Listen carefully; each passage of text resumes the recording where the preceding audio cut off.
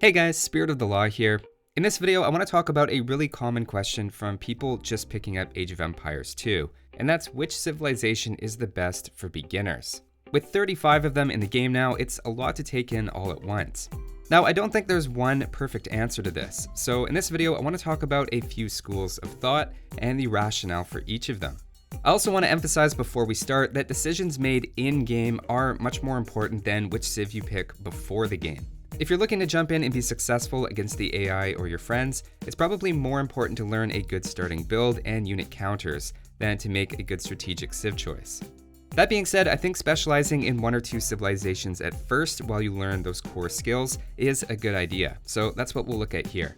To start off, one school of thought is to go with the civilizations that are most popular among players new to the game, as there's probably a reason behind the popularity.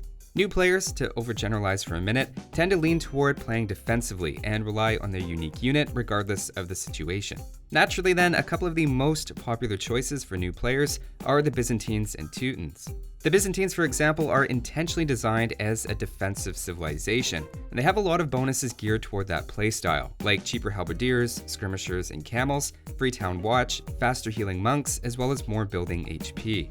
The unique unit is also a fan favorite and deals extra damage to infantry as well as all adjacent units, while at the same time negating some enemy bonus damage. It's quite expensive to upgrade and requires you to build castles, but in lower level games you often do have time to build up and get upgrades, so the cost isn't as big of a deal as it is in higher levels of play. We'll see a bit later there's another big reason that Byzantines are thought of as a good civ for beginners. For the Teutons, their unique unit is also a fan favorite.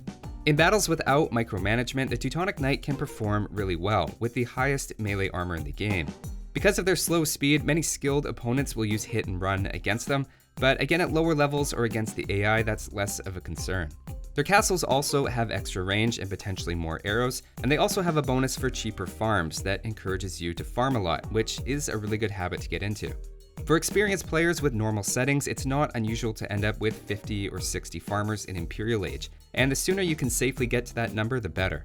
Another very popular choice is the Britons, again partly because of their unique unit.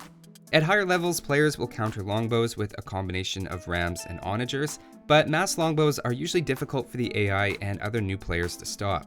They also have a pretty clear game plan of going for archers, which simplifies your decision making, and they even have a good early to mid-game economy. On land maps, I'd say they're technically the best of the three mentioned so far, but if you're just starting out, all three are popular for a reason, and you can't go wrong with any of them. But let's say you don't want to be mainstream and go with the crowd, you just want the best civs. That is, the ones with the highest win percentage. According to the numbers in 1 vs 1 games on Voobly, the Franks, Slavs, and Indians were at the top for under 1500 rated players. That's mostly just for 1 vs 1 Arabia, and it could be different in team games or on other maps, but there likely is some truth to the fact that civilizations at the top of the list are better than the ones at the bottom. Indians are a bit unusual there because of their lack of knights, but Franks, Slavs, and Huns are all very strong civilizations. For all three of those, learning how to do a night rush is going to instantly put you in a position to beat at least the moderate AI, and all three have good bonuses to help you do that. If we narrow it down to just the bottom 1% of games played, it turns out Malians are actually number 1, followed by Huns and then Persians. Keep in mind though, these stats don't take definitive edition civilizations or balance changes into account yet.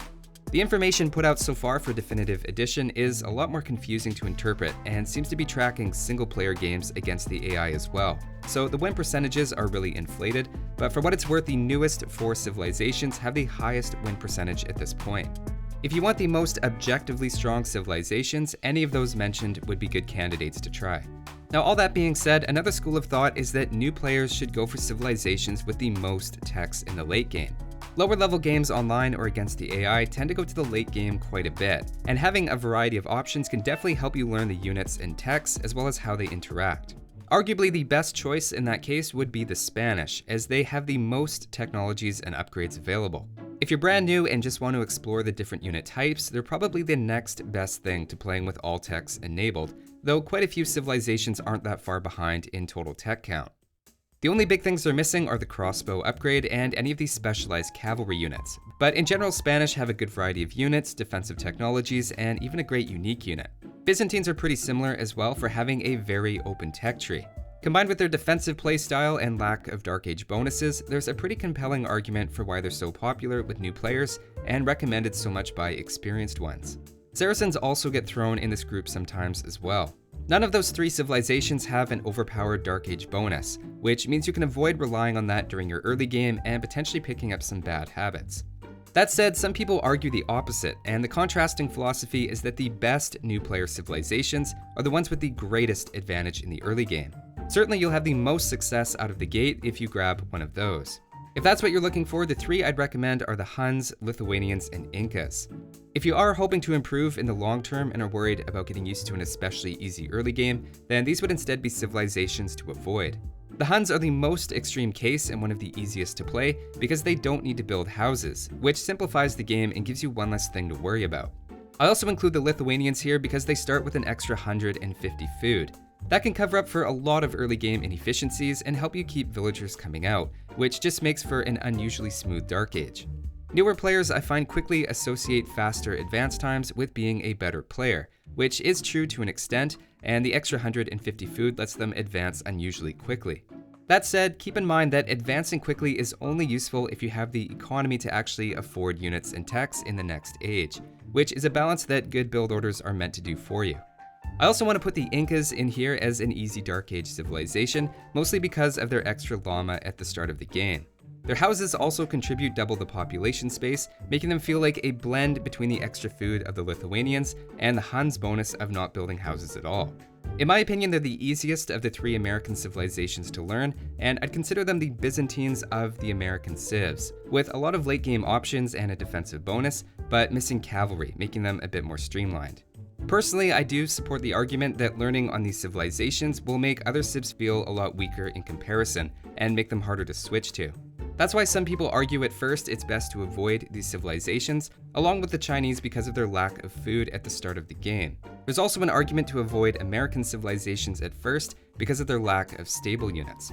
If your goal is ultimately to branch out and learn all of them, that process might be easier if you're used to building houses and beginning with standard resources.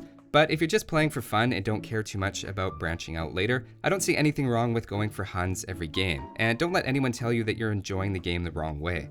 Now there's one more creative take on the question that I want to bring up, and the idea is that new players should go random civ every game. The argument goes if you ultimately want to learn all of the civilizations, the best way to do that is just to cycle through them. Personally, I think at first it's helpful to go into games with a plan before it starts, so your attention can be focused on actually executing it. Learning to adapt and read game situations is something that I think takes longer to develop than just learning the civilizations. If you roll Chinese, for example, and begin with no food and you're not expecting that, it's a tough thing to try to react to in the moment, and is likely a big contributor to their significantly lower success rate in average games compared to experts. Likewise, if the only early game strategy you know so far is a night rush and you roll Aztecs, that's kind of an awkward situation. Whatever you decide, trying them all is something to work toward, and you might find a good one for you along the way. For me, I definitely went through a phase with first Byzantines, then Mayans, and then Huns, but ultimately I settled on Japanese as the main civilization I used for most of my early rated games on HD. I found my games with them felt the most natural, and they tended to have the main units I gravitated toward, and I didn't really miss the things they didn't have. It just ended up being a good fit for me at the time, and when you're starting out, whatever civilization you have the most fun playing is probably the one to go with. Hopefully, if you're feeling overwhelmed by the number of choices though, this gives you a place to start. That's all for this one though. Thanks for watching guys, and I'll see you next time.